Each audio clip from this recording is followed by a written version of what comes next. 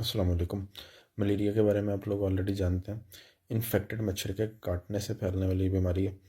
एक मच्छर जिसमें ऑलरेडी मलेरिया का जरासीम प्लाज्मोडियम होता है, जब वो किसी एक हेल्दी इंसान को काटता है तो उसके खून के अंदर ये जरासीम चला जाता है। मुख्तलिफ़ सूरतों में पेश होता है। जिसम दर्दें होते हैं, बहुत ज़्यादा सर्दी के साथ, कांपने के साथ बुखार चढ़ता है। बुखार उतरता चढ़ता रहता है। इसके अंदर पट्ठों के अंदर दर्दें शुरू हो जाती हैं। इसकी आम अलामत होती हैं।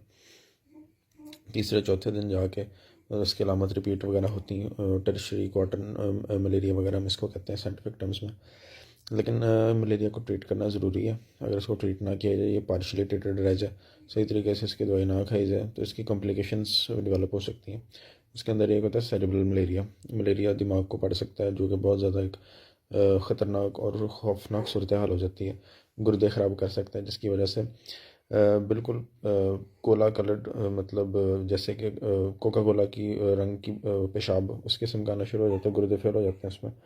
इसकी कॉम्प्लिकेशन से बचने के लिए एक तो ये है कि मच्छरों से बचाव हो। खुले पानी वगैरह जहाँ पे मच्छरों की अफजाइश हो उसका ख्याल करें कि उसको तल्फ करें किसी तरीके से। मॉस्पल वगैरह इस तरह की मस्कीटो रिपेलेंट चीज़ें लगा के रखें। अपने जिस्म को ढाँक के रखें अच्छी तरह से। जितना आप इससे बचेंगे उतना बेहतर होगा, क्योंकि मलेरिया एक दफ़ा हो जाए और उसको ट्रीटमेंट सही ना मिले तो नुकसान बहुत कर सकता है। बहुत एहतियात करें। शुक्रिया।